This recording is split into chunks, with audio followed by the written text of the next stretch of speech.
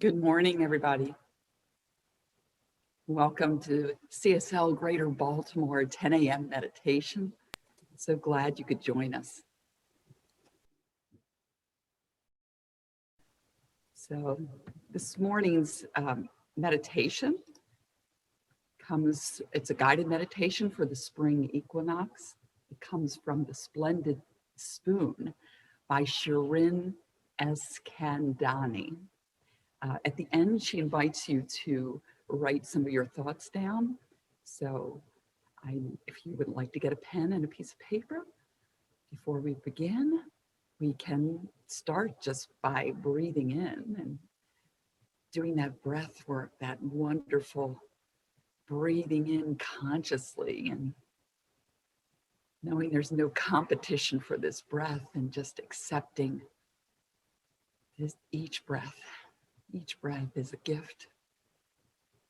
Feels good. Opening us up to go deeper.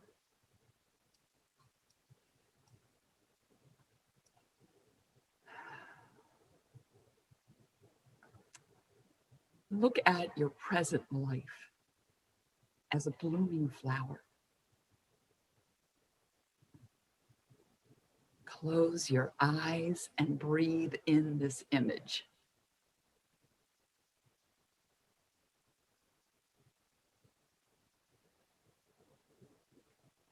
See a bud that hasn't yet bloomed.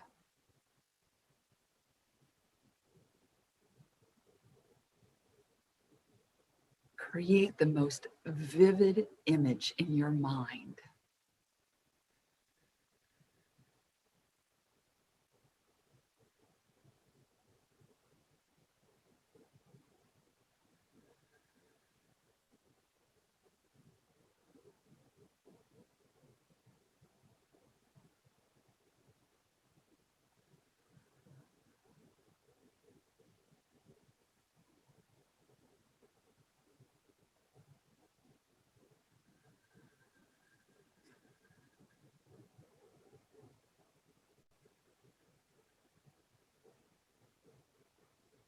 Now work your way down to the soil.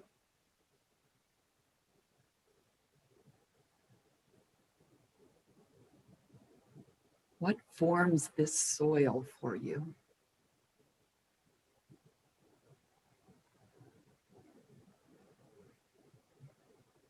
Turn your attention to the feelings or experience coming up.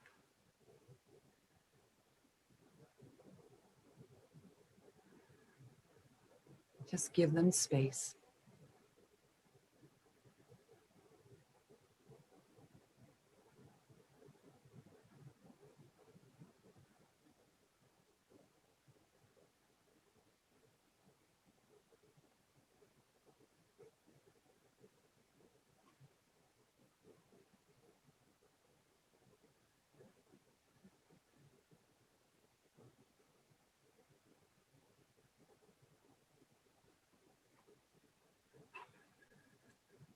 Place a hand on your heart and breathe in.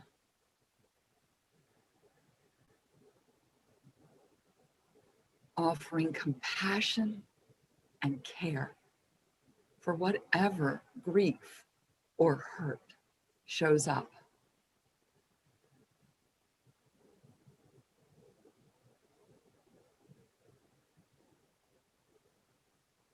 Take your time here.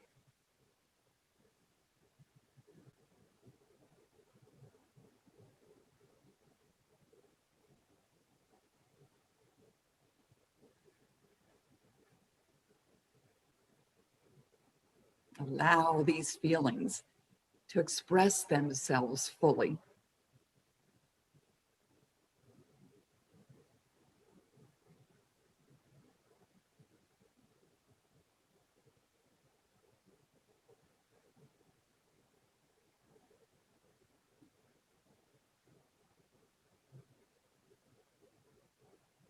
Be aware of how your heart feels.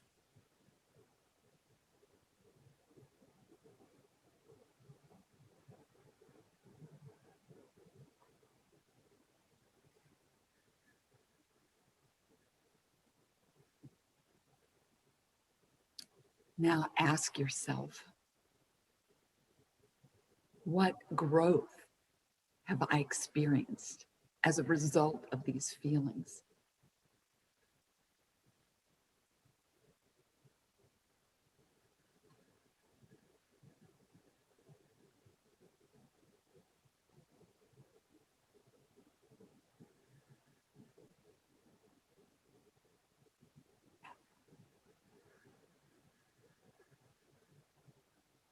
How have these moments laid the foundation for my growth?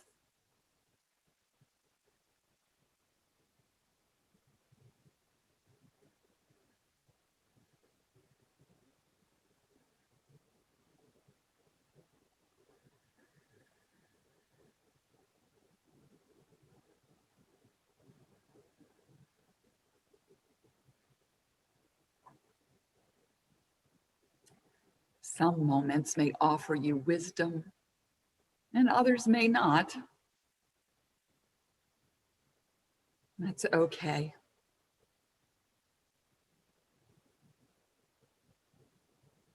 Sometimes it takes years to find growth in an experience.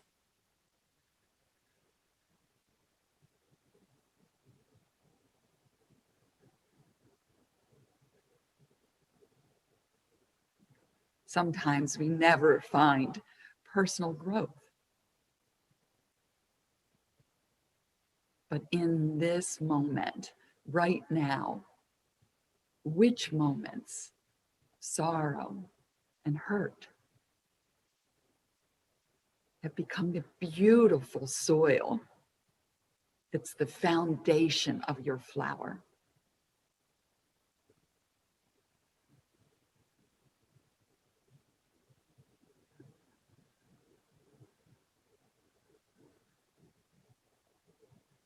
Transform your pain into life force.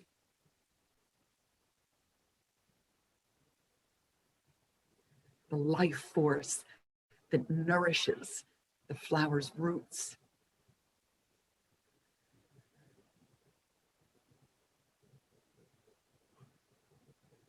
Feel this shift.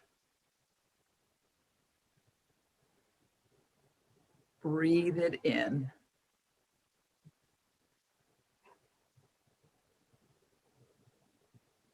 With each breath, feel that energy strengthen and grow.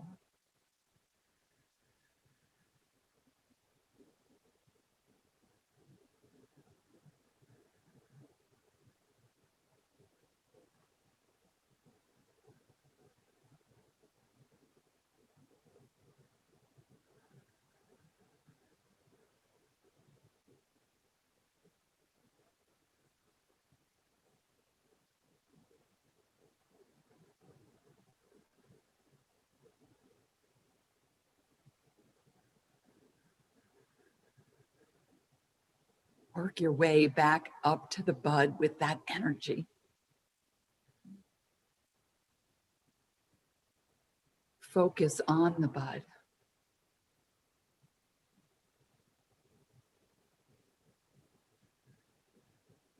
Focus on the petals.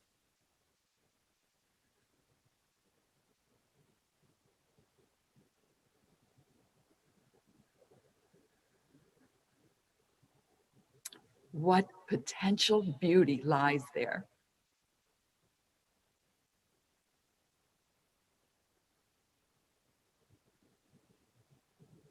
What excites you when you think of this flower blooming?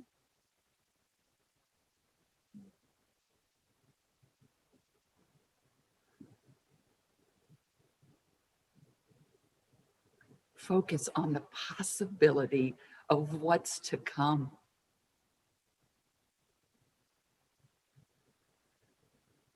Breathe into your heart as you do this. And breathe in the possibility.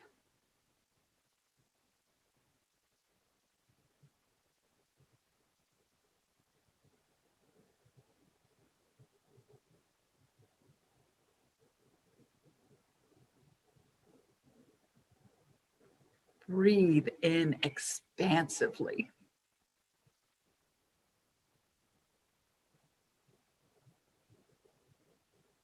Allow the energy of these thoughts to fill every part of your heart.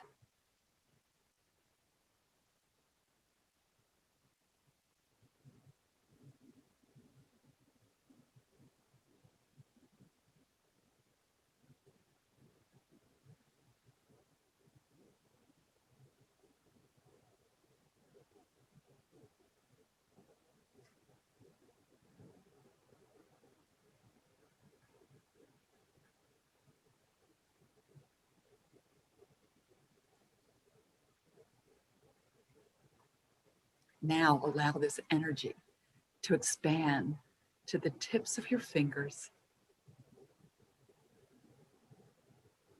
the top of your head, and the bottom of your feet.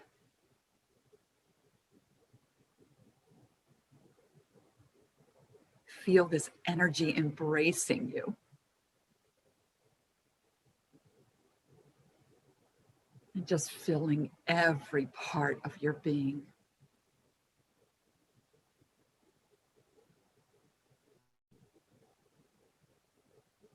Let's just take some time to stay with this feeling, using your breath to consciously breathe in. Breathe in this energy and this feeling. Bring in this light and this delight. As we are the delight of the divine. Just allow yourself to experience this.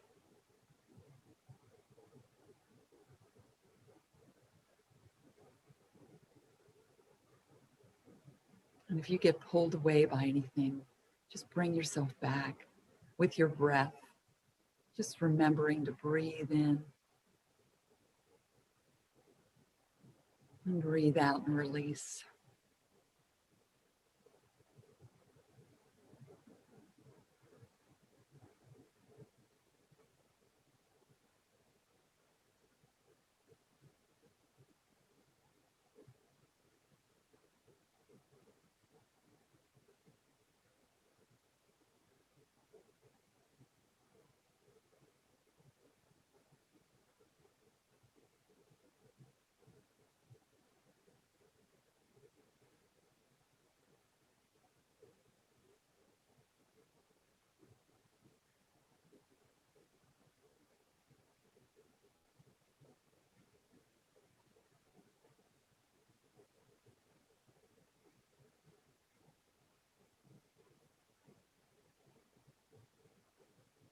When you're ready, just take in 3 deep, expansive inhales and 3 deep, expansive exhales.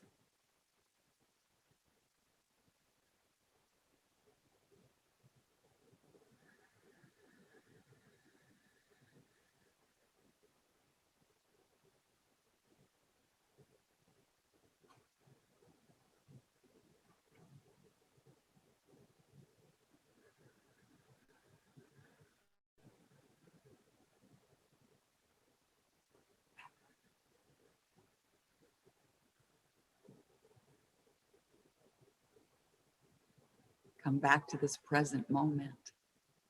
And if you want, you can open your eyes if you brought a pen to write anything down, or just to reflect on this practice. So just take a moment and either write down or reflect what you felt and experienced during this meditation.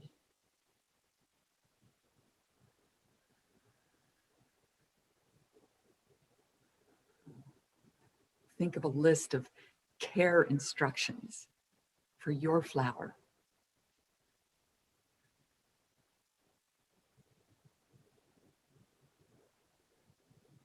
What kind of conditions does your flower need to thrive?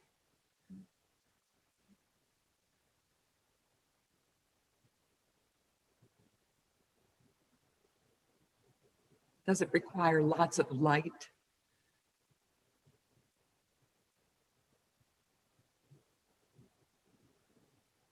How often does it need to be watered?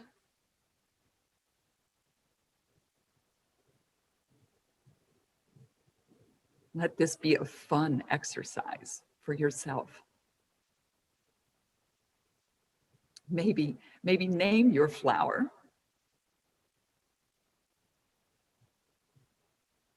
And if you're writing, when you're done, you can post the instructions somewhere visible. And if not, just recall to mind when you breathe in and breathe out this radiant, magnificent, blooming, blossoming, expansive flower that you are. Practice self-care and nourishment.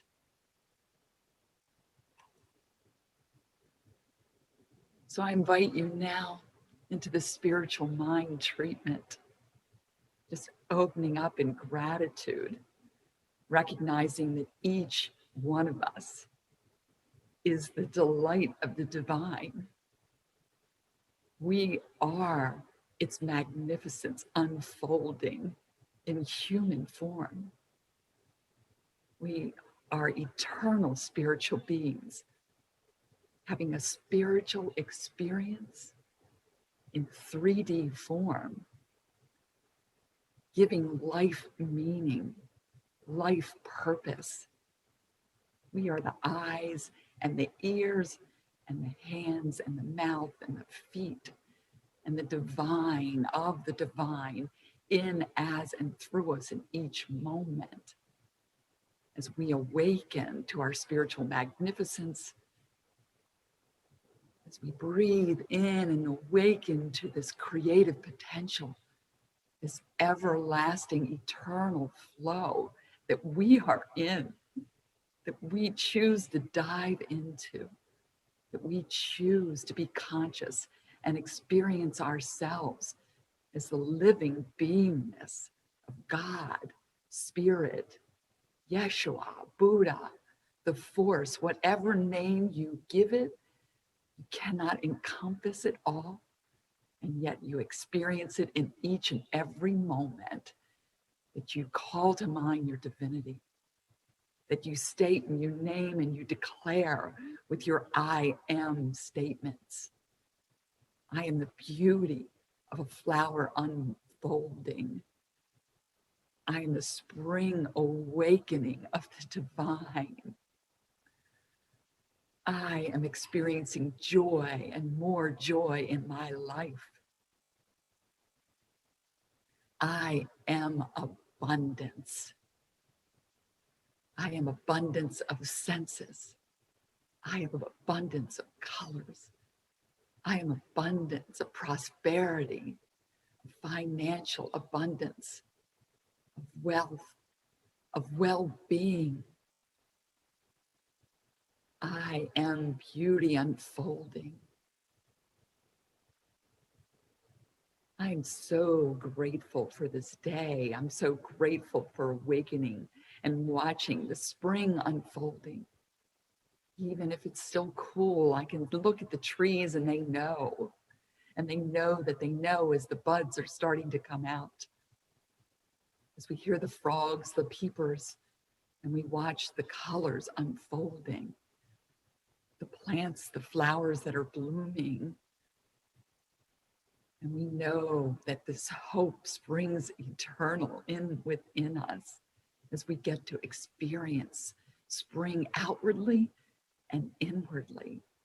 Just being so grateful for this, being grateful for this time to come together in meditation, for this magnificent service, for this wonderful, welcoming community, the Center for Spiritual Living, Greater Baltimore, for knowing that when we're here, when we're together, when we call this to mind, that we're creating this upward evolutionary spiral that says yes to a greater idea of community, yes to a greater idea of my place in this community, yes to feeling that when I am here, I am welcome. I am so welcome. And I am home. Just letting that divine energy flow over me in gratitude and awe. And so I release this treatment into the law of love that says, yes, you are the divine. Yes, behold the magnificence that you are.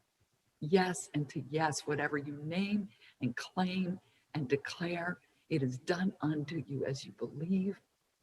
It is done unto you as you know and experience. And it is good. It is so good. All is well. All is well right now. I can release this and I let this go. Just saying, Alam, Almin, Amen. From cosmic gathering to cosmic gathering, may this be the rooted center from which my thoughts, words, emotions, and actions flow. And so it is.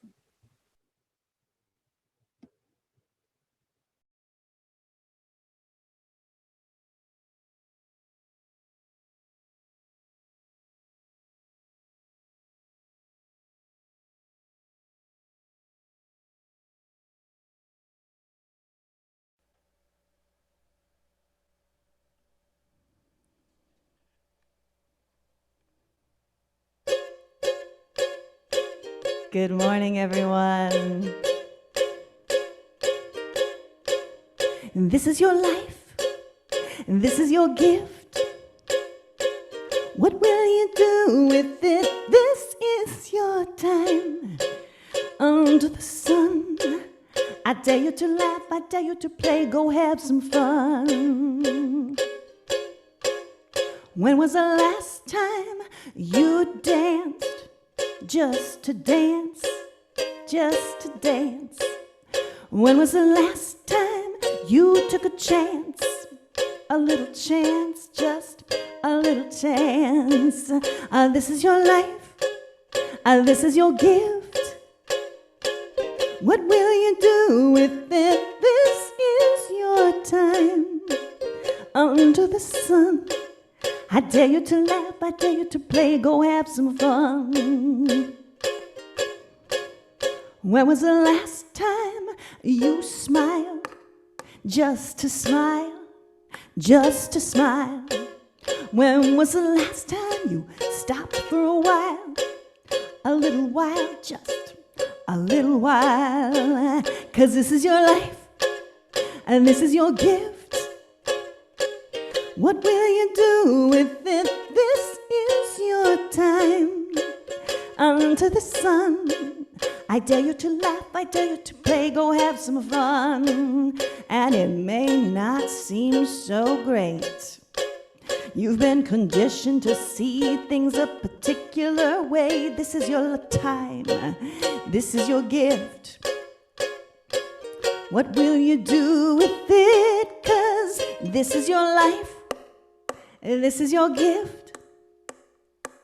What will you do with it? This is your time. Under the sun, I dare you to laugh, I dare you to play, go have some fun. And you may not think it's so grand. You've been conditioned to follow a particular plan. This is your time. This is your gift. What will you do with it? This is your life. This is your gift. What will you do with it? This is your time. Under the sun, I dare you to laugh, I dare you to play, go have some fun. 'Cause this is your life. This is your gift. What will you do with it? This is your time. Under the sun, I dare you to laugh, I dare you to play, go have some fun. I dare you to laugh, I dare you to play, go have some fun. I dare you to laugh, I dare you to play, go have some fun. Go have some fun. Go have some fun. Go have some fun. Thank you.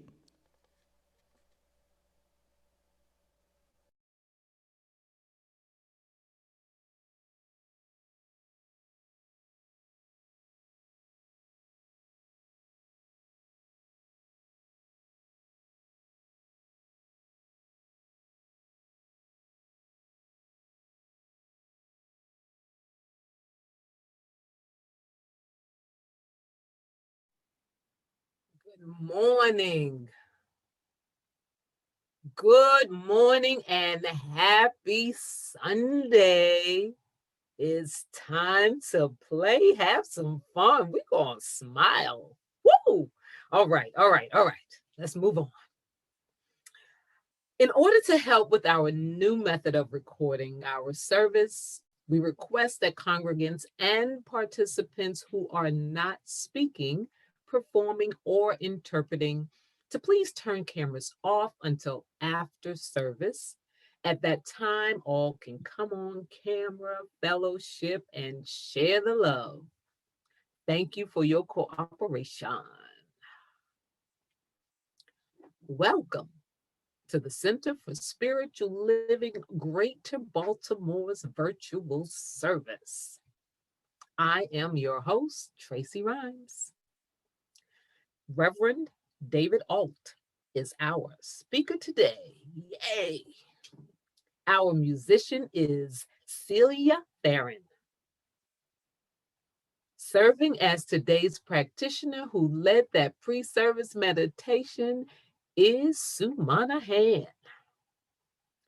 Assisting, with making this service open, inviting, and accessible to the deaf community are our sign language interpreters, Ashley Goldman and Faith Moore. Working behind the scenes, holding things down is Jim Lefter. On behalf of Reverend Dr. Ray, thank you all for your service.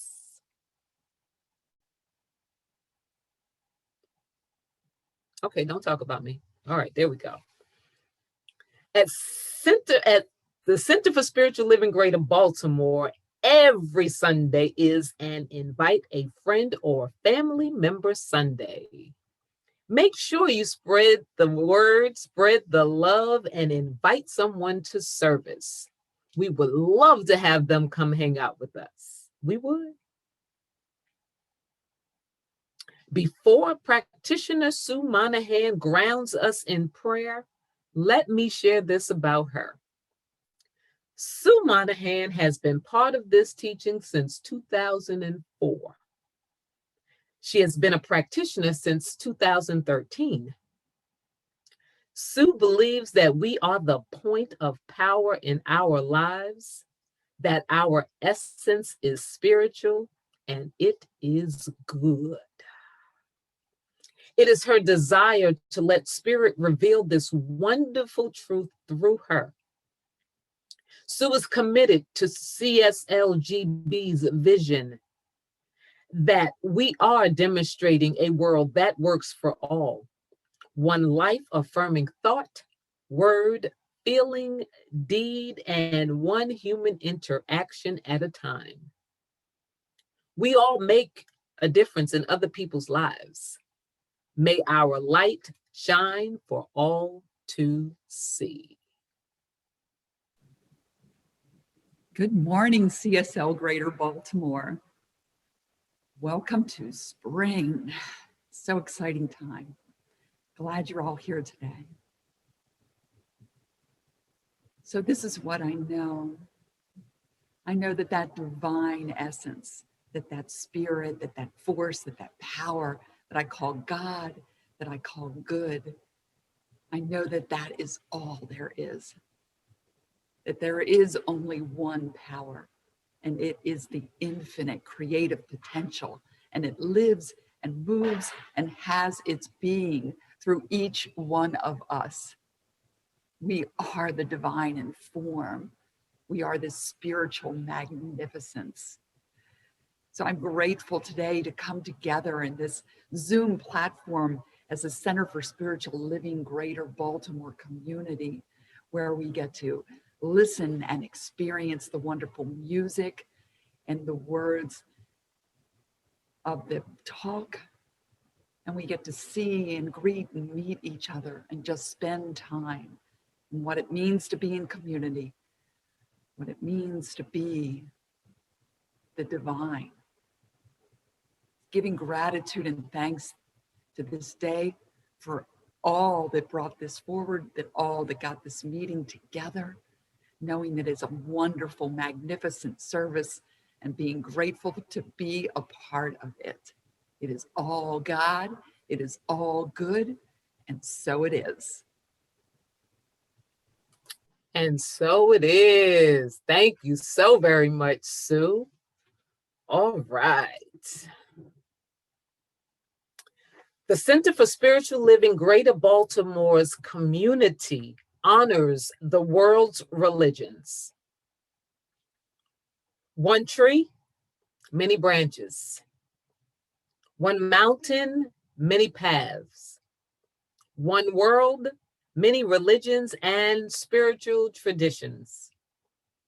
With the lighting of these candles on the first Sunday of each month, we not only honor each person on their select path, but we also bless them and recognize the light, the love, and the life-affirming nature of spirit as it shows itself in each path, in each practice, and in each person.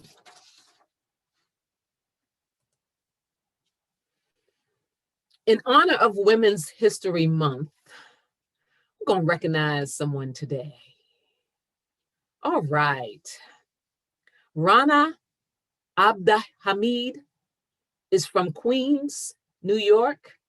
She is an internationally acclaimed community organizer, first-degree Black belt, public speaker, and social entrepreneur focused on mass mobilization, international solidarity, and the empowerment of marginalized communities. She is the founder of Hijab of New York and the Women's Initiative for Self-Improvement, abbreviated WISE, a self-defense, leadership, and entrepreneurship program for young women in the US and globally. Rana is committed to organizing communities around migrant, gender, and racial justice. For 10 years, she served as the executive director of Malika, which is a global grassroots movement committed to building safety and committed to building safety and power for all women through self-defense, healing justice, community organizing, and financial literacy. In 2017, she was named one of the 17 women who rocked the resistance in 2017 and is frequently called the Muslim Black Belt.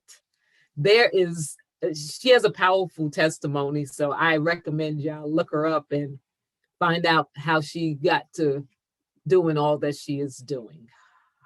All right. So, I have some announcements for you. Are you surprised? We currently have 3 ongoing ways to study, learn, and discuss. First and third Monday nights, you can hang out with the Sacred Contracts Book Club hosted by Nancy Rosenberg. You can slide on down on Wednesday nights and hang out with the Science of Mind textbook exploration group, which is facilitated by Reverend Dr. Ray. On Thursday nights, you can hang out with the study group facilitated by Dr. Ronnie Ellington, where they do a deep dive. Okay. The Discovery class is available online. Contact us at info@cslgreaterbaltimore.org or visit the website for more information on becoming a member of CSLGB.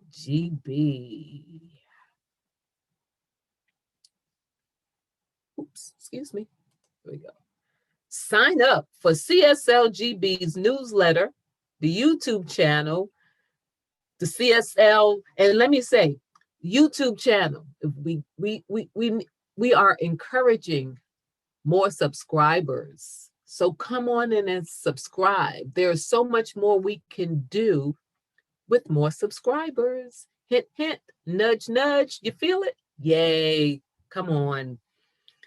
We also have the CSLGB Facebook and Instagram pages, and you can get more news and information by visiting the CSL Greater Baltimore, by visiting cslgreaterbaltimore.org. I have a few other things going on. Y'all forgive me. All right. Beginning this week on the last Friday of the month, March 26th at 7 p.m. Join Robin and Nancy as they host a Zoom movie event, Finding Joe. That's Joseph Campbell's depiction of the hero's journey. There will be an informal discussion following the viewing of the movie. So for more information, to join the viewing and discussion, contact Nancy at partnersinpiece@hotmail.com, or you can dial 410-356-7600. They look forward to having you. The Center for Spiritual Living Greater Baltimore Ministry of Education has some upcoming classes for all of you. I'm moving too fast for myself. All right. Beginning April 6th, 7 to 9 p.m. for 8 weeks, Exploring Roots of Science of Mind. This will be facilitated by Reverend Dr. Raymond Anderson. Woo! I know y'all excited. Exploring Roots of the Science of Mind is a transformational course and a fascinating journey through the minds of New Thought luminaries who greatly influenced Ernest Holmes, who is the founder of religious science. Each luminary provides a different spiritual perspective. Foundations of Science of Mind, facilitated by Dr. Ronnie Ellington. If you are interested in taking foundations, contact Sue Monahan. Once 4 more people express a desire, a Saturday class will be scheduled. For the full class descriptions and more information, you are encouraged to visit the website cslgreaterbaltimore.org or cslgreaterbaltimore.com to find more educational opportunities in ours and other communities we are partnered with. Would you like to receive a daily text and voicemail from Reverend Dr. Ray? I know, I heard you. You said yes. If so, type the word join to 833-663-9021 to begin receiving your daily inspirations. You will be glad you did it. I'm telling you, you will be. All right, for those of you with us for the first time, on the count of 3, we all shout prayer works. Are you ready? 1, 2, 3. Prayer works. Woo!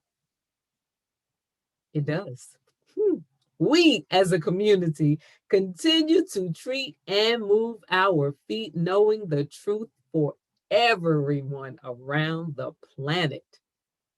Prayer requests can be sent at any time, and that is anytime, via email to info@cslgreaterbaltimore.org.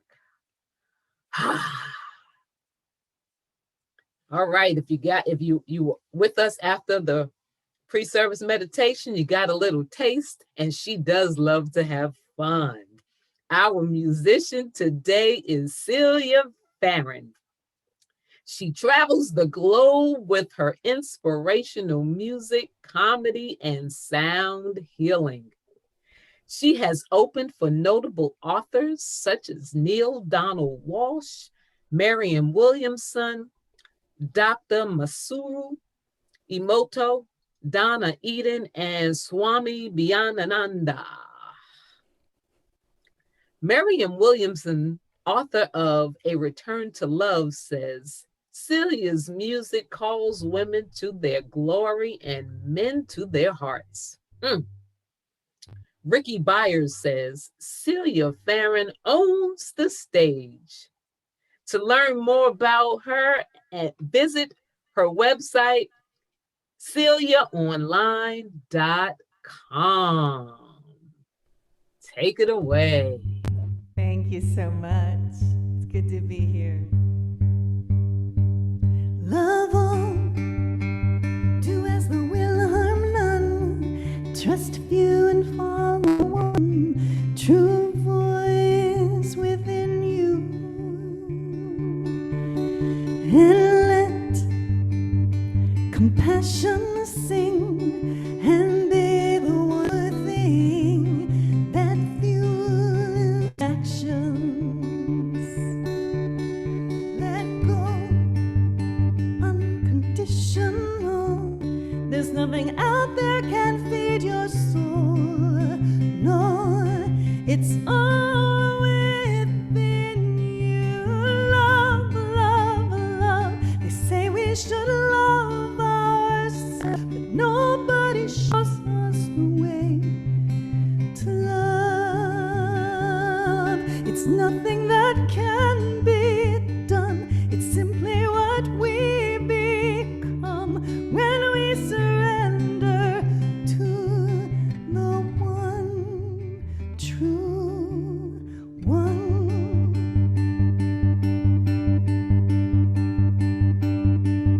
Speak truth, be real, honor what you feel with those who will listen, and listen to divinity in all. Surrender to the call of the kindness within you.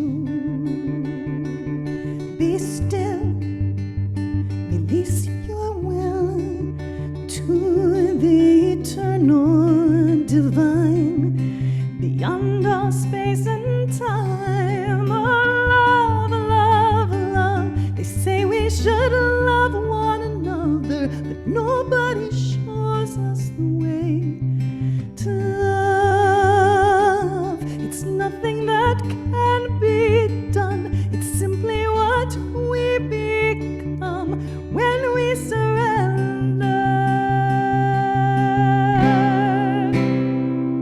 We cannot be broken, no, simply impossible once we surrender to the one. We cannot be broken, no, simply impossible once we surrender to love, love, love. They say we should love the world, but nobody shows us the way to love. It's nothing that can be done. It's simply what we become once we surrender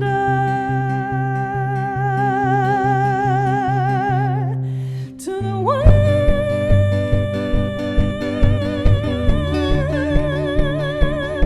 To the one true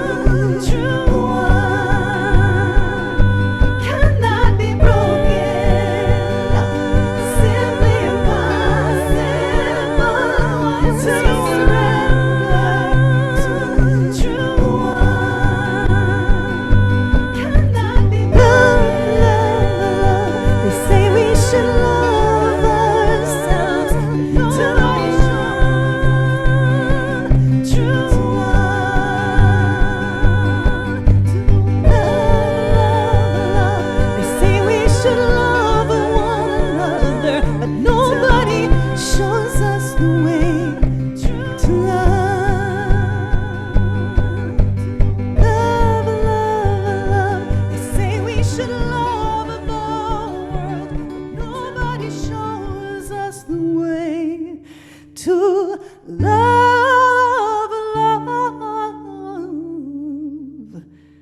love.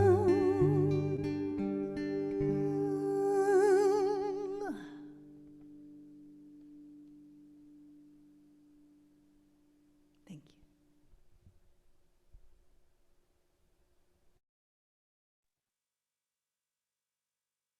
Wow. Mm, that was beautiful. I got to gather myself here. Whew, that hit me. Whew. Thank you, Celia. Mm. Whew. Now, Sue will lead us in a spiritual practice.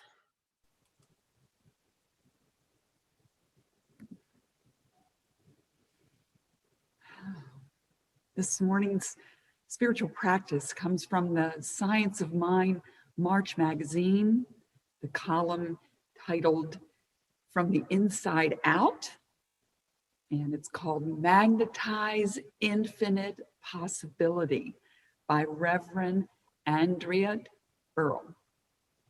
Before I read this, I just invite you to get comfortable right where you are, breathing in deeply, feeling rooted, grounded, connected. Breathing in and out consciously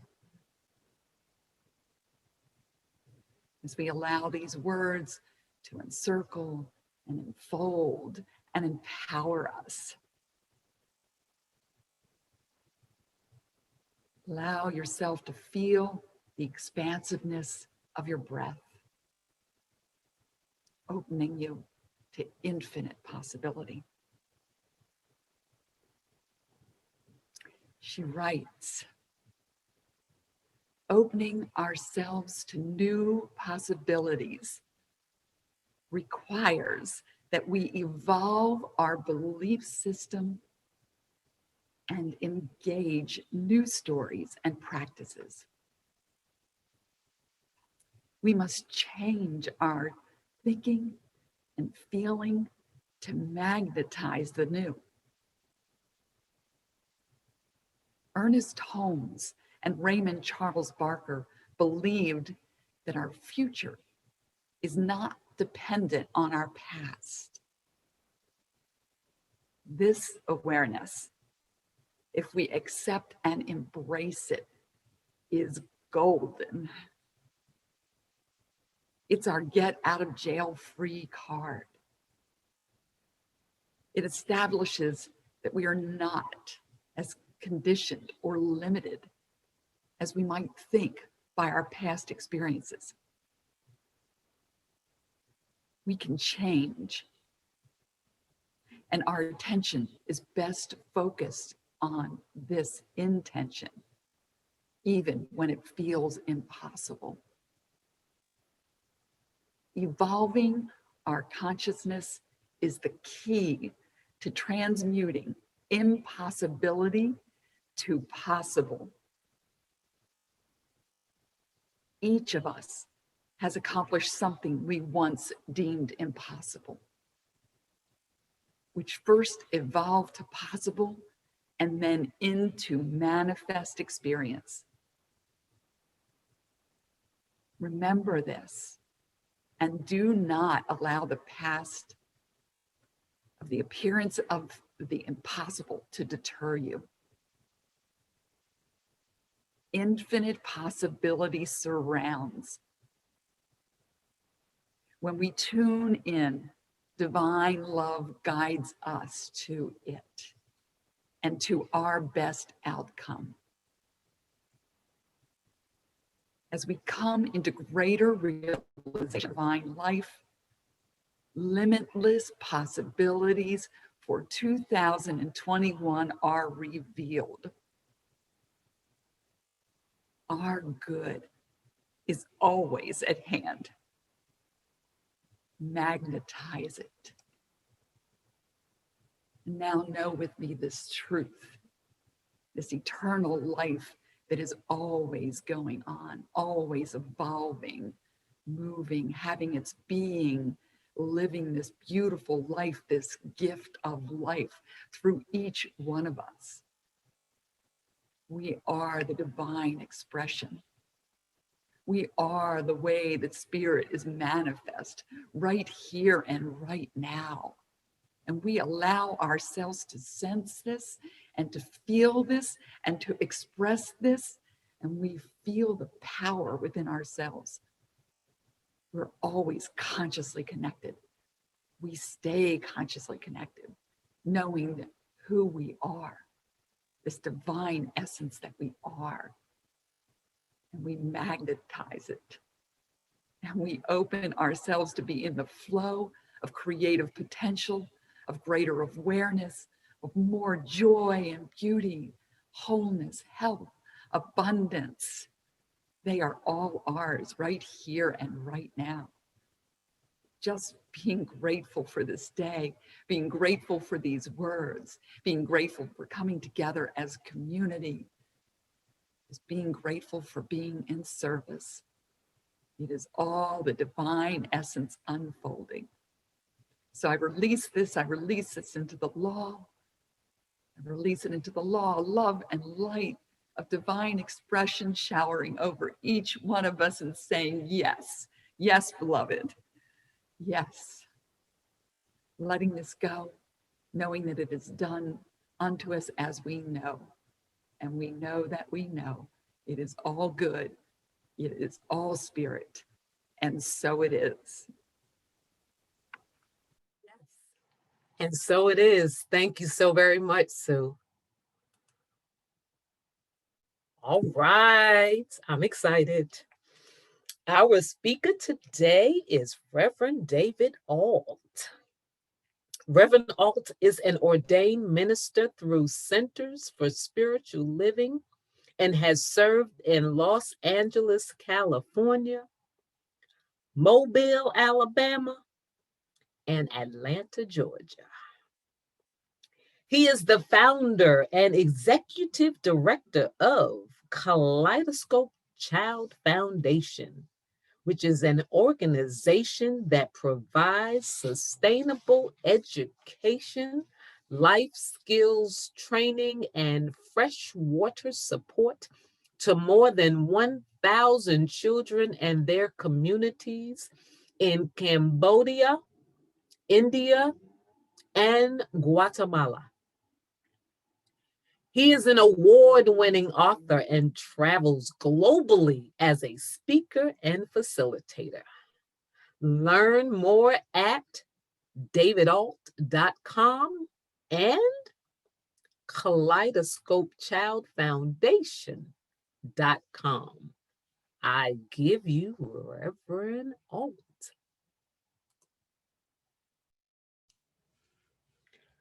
Hello, good morning, Baltimore. How lovely to see you. I want to thank Sue and Tracy and Celia for that beautiful music, as well as Ashley and now Faith, who are providing this sacred container by which we can connect. So it's a beautiful spring morning here in Atlanta, Georgia. The birds are very loud, and so you'll probably hear them intermittently as we talk. But you know what I love about spring, or actually what I love about nature, is it doesn't ask permission to do its thing. It just does its thing. It sits in the isness, the natural order. And I think that nature is one of our greatest teachers. So I wanted to tell you some stories this morning in order to really hone in into an embodiment of the topic of with open arms today. So I was on Twitter not too long ago, and I ran across this quote by an entrepreneur. Her name was Ariel Lopez, and I think you'll really appreciate it. And what caught my attention was that it had tens of thousands of responses and likes to it. So That tells me that she struck a nerve, and she wrote this. Someone congratulated me recently, and I started to deflect after I said thank you. And they replied, I'm going to give you your flowers. You can water them or not. I just thought that was amazing because it was indicative of this thing that we have learned or cultivated or absorbed in our human domestication with regards to the yin yang of receiving and allowing. Just like nature doesn't ask permission to allow itself to bloom, it just does. It's in a part of that natural order of things. And what Ariel Lopez was indicating is that we have somehow cultivated a habit of deflection. So deflection, by definition, is a turning away. So can you imagine the irony of the fact that we have this innate longing within us to receive, to participate in the reciprocal flow of the ebb and the flow, and knowing that each of those things are inherently important, and yet we have labeled one thing as good or one thing as bad. And we have grown up with all different types of indoctrination that tells us that it is better to give than to receive, when in fact, both of these things are crucial for an integrative sense of operating in the way in which we are meant to operate.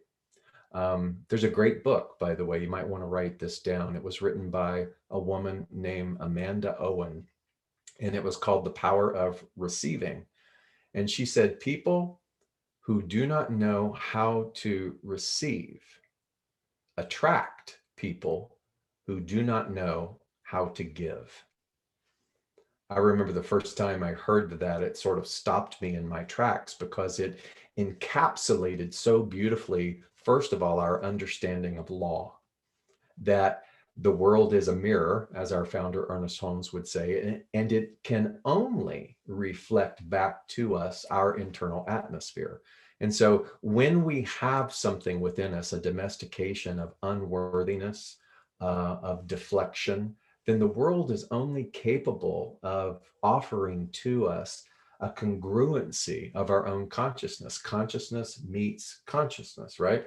And so we go about this earthly experience in human form, not really learning anything, but unlearning all of these ideas, all of this multi-generational handed down domestication of some type of unworthiness. And so behind everything is our relationship with worth. It's one of the most crucial things that I do and work with regards to one-on-one clients, with the fundamentals before we even get into any kind of principle teaching or our science of mind teaching. It's like, what is the fundamental core genesis belief that we hold about ourselves? Because there's great value there. One of the ways that we can get there is through curiosity. You can ask yourself, I wonder why my triggers are my triggers. I wonder why it appears as though I continue to circle back into the same issue or the same personalities or the same fears or worries. And instead of wanting to turn away from those things, to turn towards them with curiosity and a willingness to get still and create a relationship, a communication with all of these cyclical behaviors, because in there is some really great juice. In there is a key to our relationship, our fundamental basic relationship with worth. So when this fabulous woman posted this on Twitter and the person responded, I'm going to give you your flowers anyway. You can choose to water them or not. Today, I want to see if I can get into your consciousness and offer you an enthusiasm of what it means to water your own flowers, or what it means, by today's talk title, to be in a perpetual energy of open armed, just like spring is. It's just all seasons, all nature is open armed, and understanding the deservability of that. So one of the things that I love that helps with this is something I call the 6-second theory. 6-second theory. Think a minute for how long 6 seconds is. It's just like that. But in 6 seconds, something that someone said to you, a teacher, a parent or guardian, some opinion that was expressed in that moment, could actually continue to be influencing the way that you believe about yourself to this very day. A 6-second moment from childhood. It could have been a second grade teacher who said to you, why don't you just mouth the words, okay?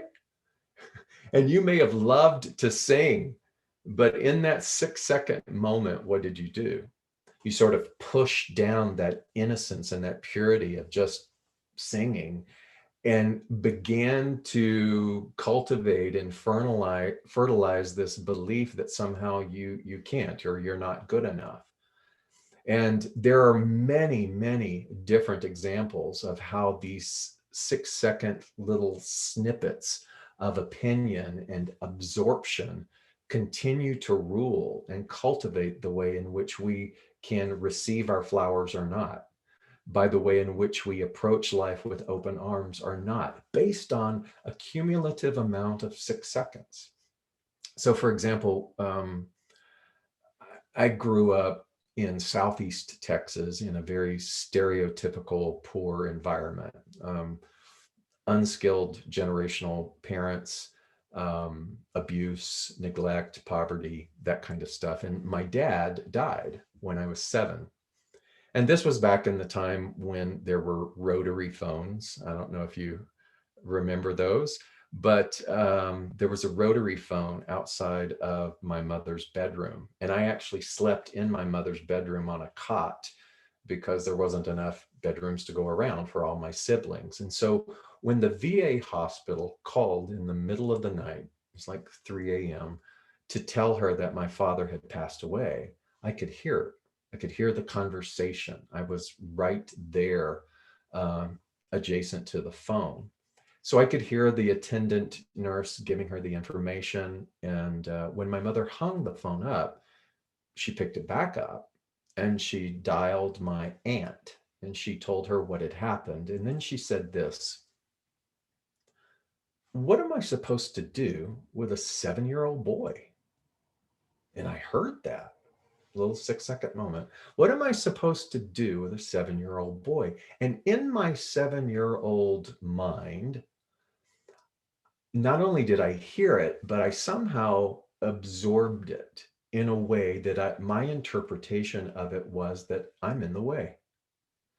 I'm a burden. I was the baby of the family of a tribe of children. And so I'm going to have to work really hard in order to be worthy enough to be in this household. Now, in my 7-year-old consciousness, I didn't sit up in bed and dictate these things just the way that I did, but it was the feeling of somehow I was responsible for the anxiety. And I remember consuming that. But interestingly, it wasn't until I was an adult on a spiritual path, doing a particular spiritual polarity of conscious breathing, that memory even came back to me. But what was incredible was that when it did come back to me, it explained a lot. That 1 6-second moment explained the way in which, from that moment of being 7 into young adulthood, how I had shown up in the world.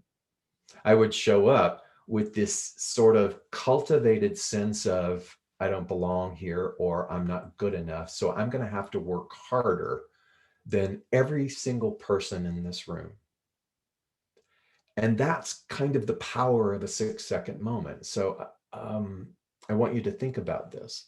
We all have not just one, but a bundle of 6-second moments that are influencing the way in which we navigate through the world. And I want to tell you this, everything about your relationship to worth, your deservability, and by deservability, I'm just talking about worth is. Worth is not something that you earn. Our teaching tells us that we are a part of a perfect patterning. I love that word. I love that phrase. We are a part of a perfect patterning. And that means then that everything that exists cosmologically in this perfect patterning also must be perfect. And yet we are also experiencing forgetfulness. So mindfulness or reawakening or whatever it is that you are doing to come back to the understanding that you are a part of a perfect patterning is exactly the soul's journey. And the sooner that we move into a state of allowing, just like the Ariel Lopez about, the sooner that we can receive all of these spiritual, physical, mental, emotional flowers that are being presented to us without deflecting or pushing them away, the more that we become in right alignment, or the more that we are on this trajectory of our soul's journey.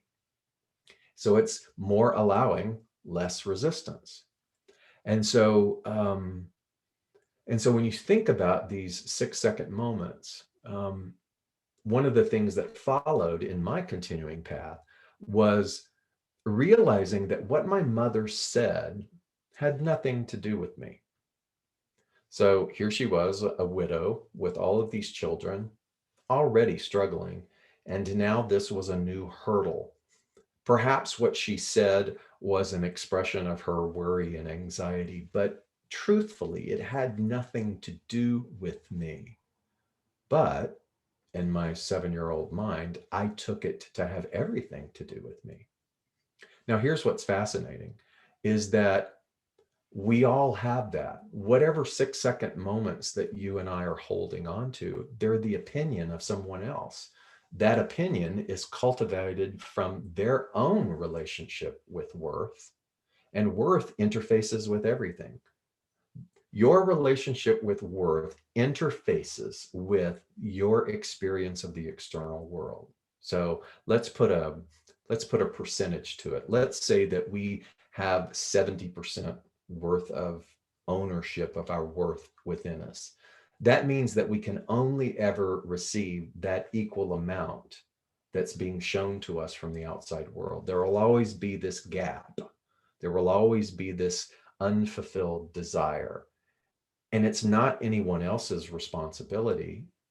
It's our opportunity. It's our opportunity to continue to increase that percentage because, again, the outside world is simply mirroring exactly our internal atmosphere.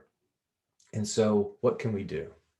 What can we do to move away from the intellect or move away from the book that tells us these things or teaches about law in order to get it to practical application? Because I remember all of those many decades as a platform minister, I had this thing where I would take personally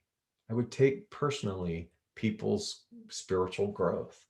Because if there was someone in my congregation that after 10 years still showed up with the same thing, still showed up with the same issue, the same story, the same struggle, then what I saw was that my teaching style wasn't quite effective, that there needed to be some disruption. And how could I disrupt that so that there was an entry point into a greater sense of embodiment? And I knew that if that was a struggle for one, it was probably a struggle for other. But that's where the passion of this teaching is. It isn't in the intellectual nodding of the head and going, oh, that sounds good. It's in the day-to-day embodiment.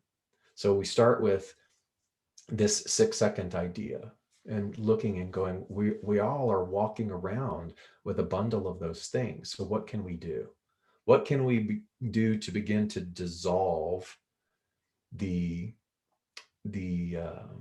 loyalty to lack? What can we do to dissolve the loyalty to this idea of not being good enough or being in the way? What can we do to create space within us? What can we do to cultivate a natural opening of our arms in order to be in the flow, the natural order of this perfect patterning? And so I began to think about that. And I was working with this acronym TAG. Do you remember the game of tag as a child? Tag, you're it. So it took TAG, T-A-G, and it stood for Thanksgiving, appreciation, and gratitude.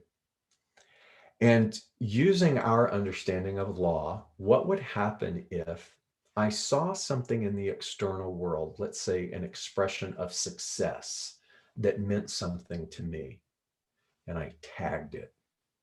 Meaning I looked at it, and instead of being jealous, or instead of feeling bad about myself because I did not have that thing or that it felt out of reach, that I tagged it and I said, you know what? If they can do it, so can I. Why not me? Not why not me, but why not me? As if it's a welcoming that if one person can create it, and if there's only one thing, one organism in existence, then it means that that's a mirror of possibility to me. So I would tag it. And then I would look at something that represented health, the way that health had meaning for me, and I would tag it.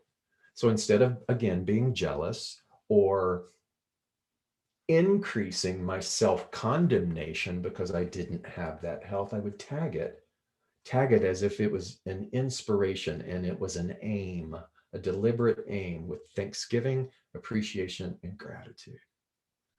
And what begins to happen with that is you start to create this field of acceptance with open arms. And you become more and more aware of all of the conscious expressions like spring, all of the conscious expressions of activity, manifestation that are forever blooming, no matter what. Because now we're focused on the activity, the game, the spiritual exercise of tagging something, rather than walking around letting the 6-second history influence us unconsciously and then operating by default. Now we're engaged.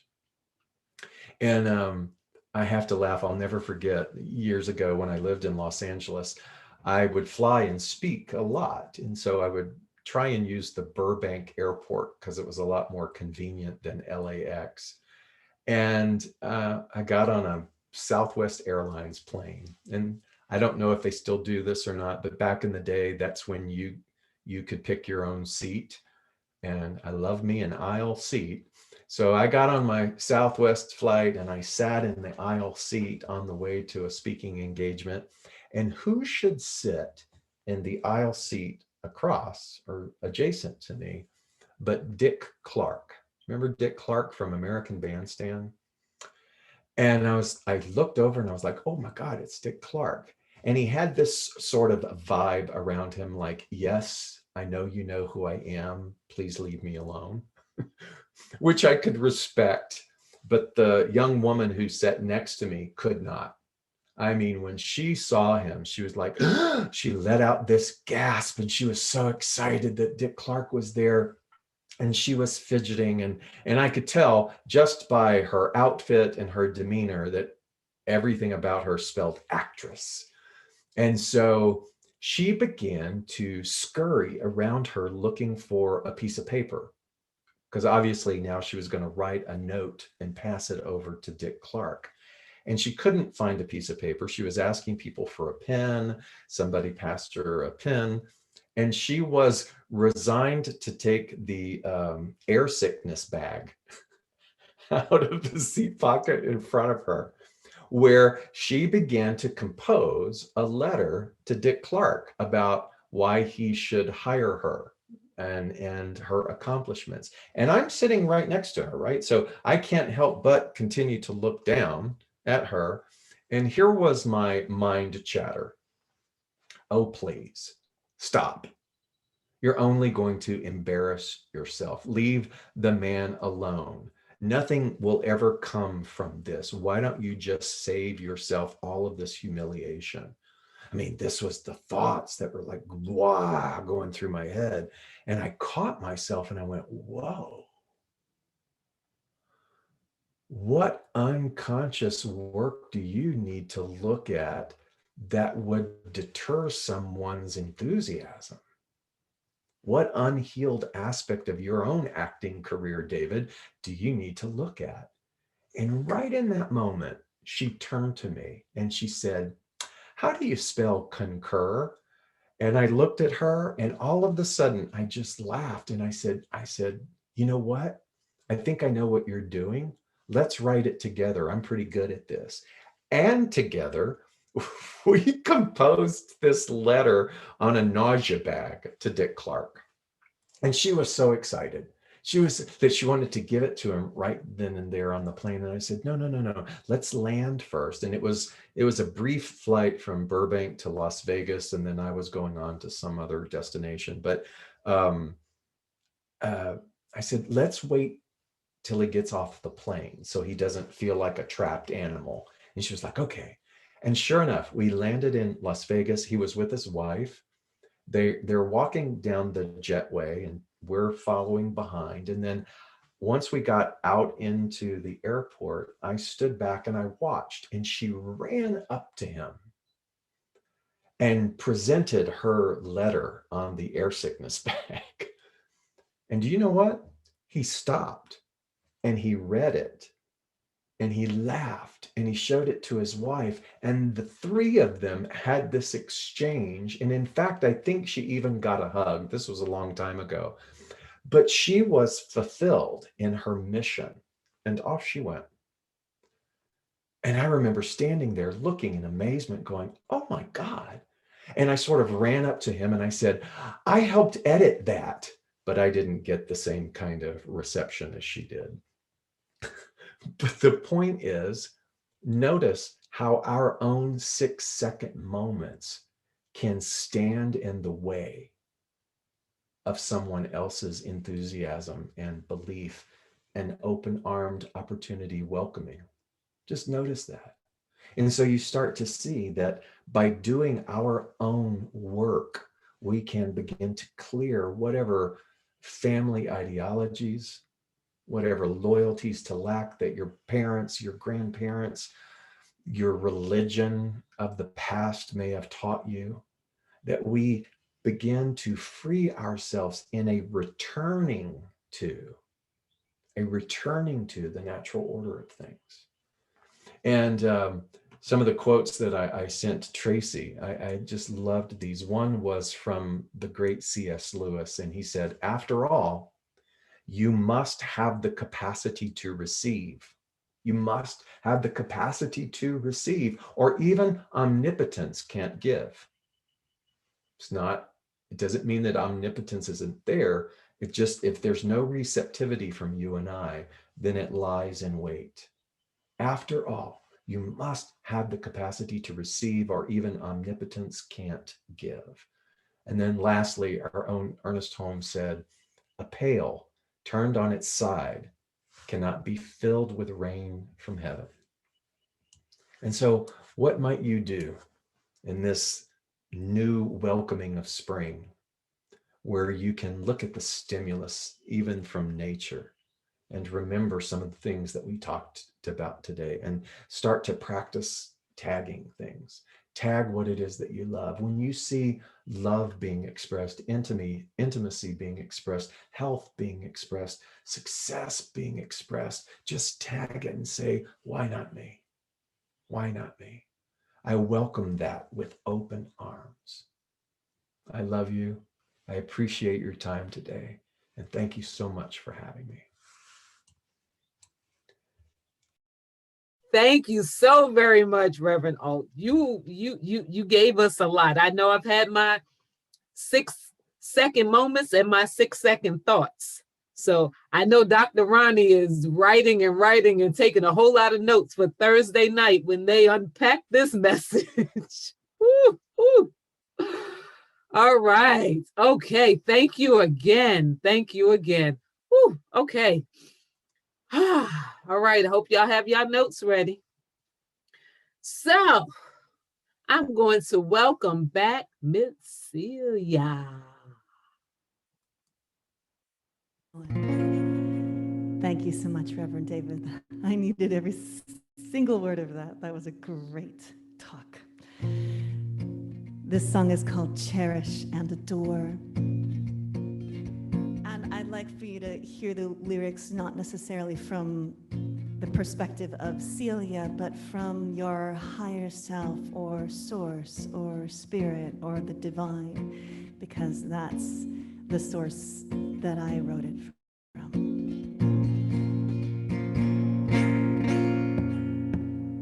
I am the air you need to breathe. I am the water that gives you life. I am the earth beneath your feet. I am the fire within your heart. I am the vision you need to see. I am the voice you long to hear. I am the skin you yearn to touch. I am.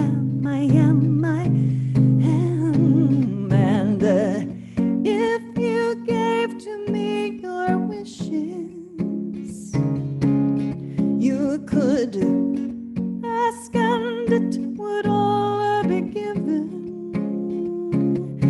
And if you only gave your permission,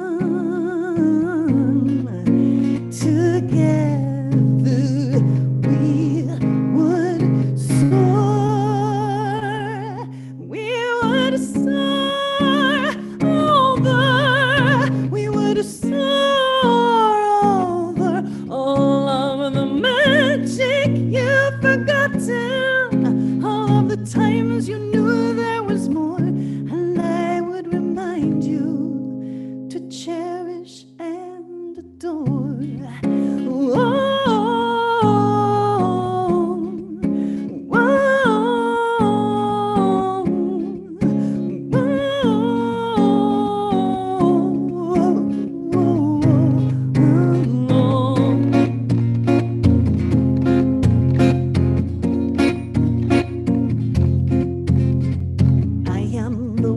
Within the womb, I am the passion within your heart.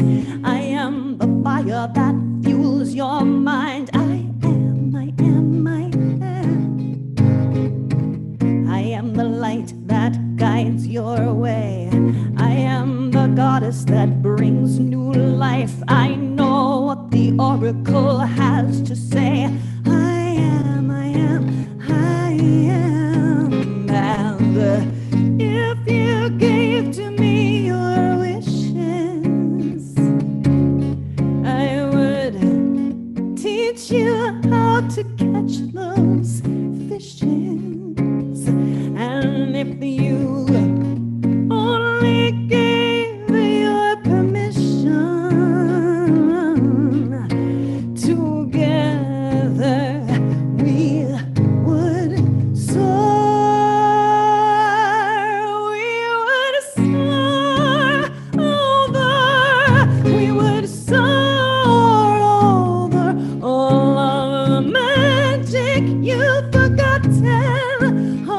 Times you knew there was more, and I would remind you to cherish and adore.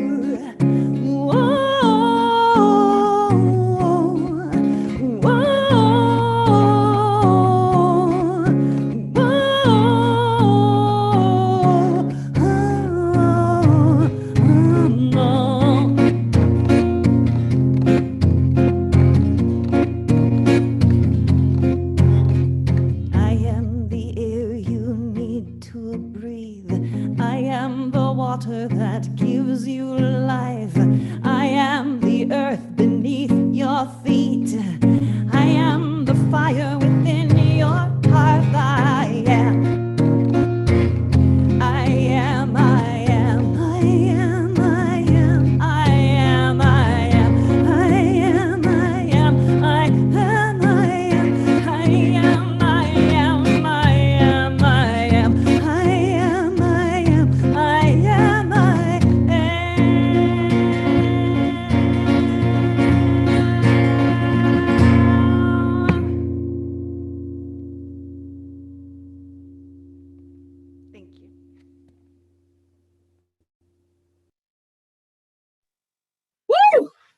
All right.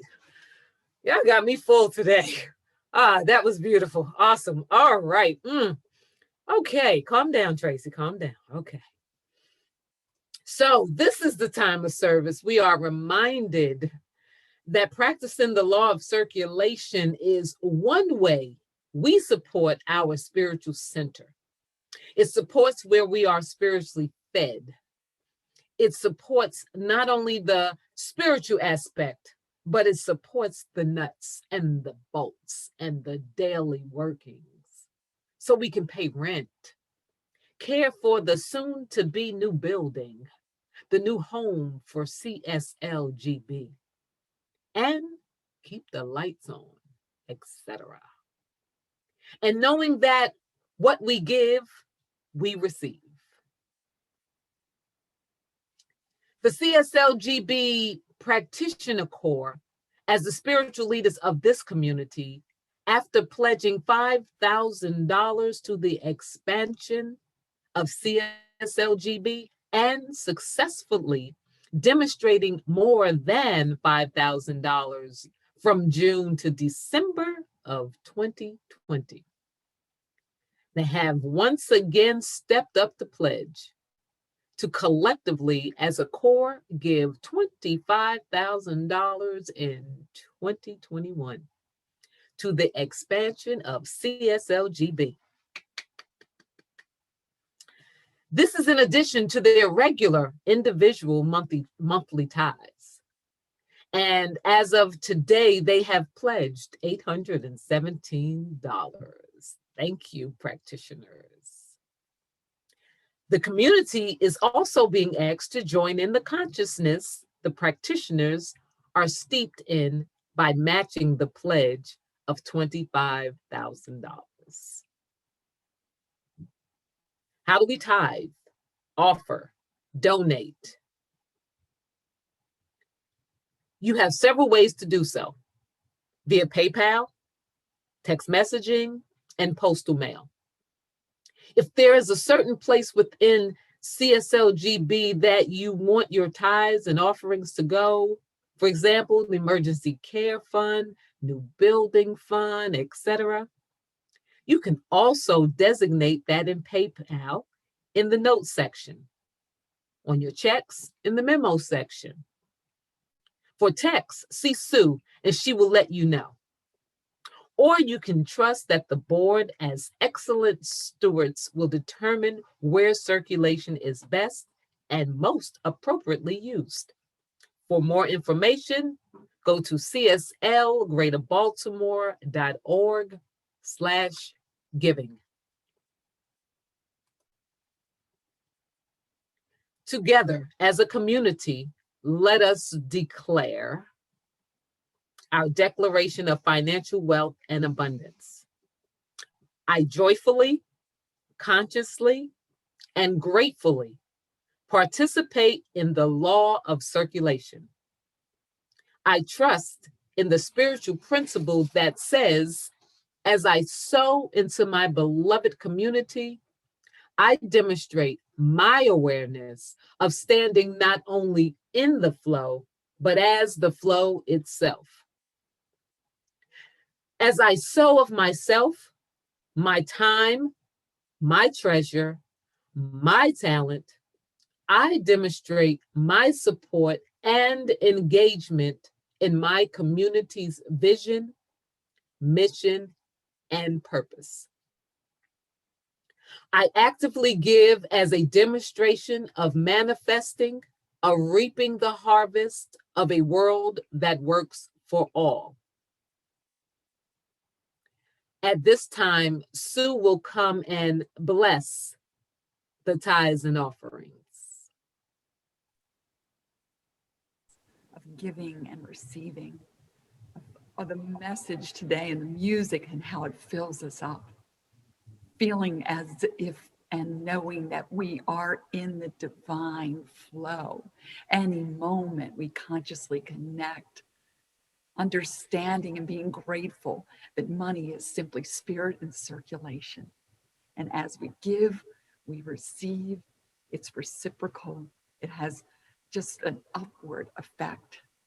knowing that this center is grateful for these gifts, that this center is the flowers, and we are all watering them and adding to them our vibrancy and our goodness and our time, our talent, and our treasure and our tithe. So being grateful for all that we receive, being grateful for the expansive nature of spirit as it expands in, as, and through each one of our lives, and in the life of the Center for Spiritual Living Greater Baltimore. We are so grateful.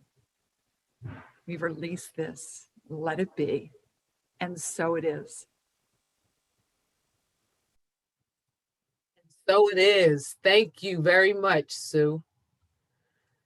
This is the time of service that I remind you to be awesome and amazing. Whatever it is that you do today, be awesome and be amazing with it. If you would like the practitioner on duty to pray with you, please enter prayer in the chat and remain online. If you're staying for the board meeting only, simply remain on the call. Enter both in the chat if you are going for prayer and staying for the board meeting. Now, Reverend Alt will return and give our closing benediction. All right, my friends, with a big breath in, a breath of allowing, let us touch that place within us that has never been violated. Let us touch that place within us that walks energetically with open arms. And as we touch that place, let us expand the spaciousness, the understanding, and the natural welcoming that the universe has our back. Let us now move forward into mindfulness, in conscious, deliberate observation of all the good that is around us. Let us look at all of the different models. Let us practice thanksgiving, appreciation, and gratitude by tagging all of those things, knowing that the more that we increase this practice, the more that we take personal accountability and responsibility for the expansion of our own awareness, then the greater the experience becomes. How beautiful it is that we have that power, and that power and that reclamation of that power is not dependent upon any external circumstance. Wow, how amazing we are. Let us acknowledge that, let us own that, and let us lift one another up in mirroring and modeling the beauty of this teaching right here and right now. And if you will join me in saying, and so it is. And so it is. Thank you again, Reverend David Alt. Woo, you gave us a lot to work with today. Ah.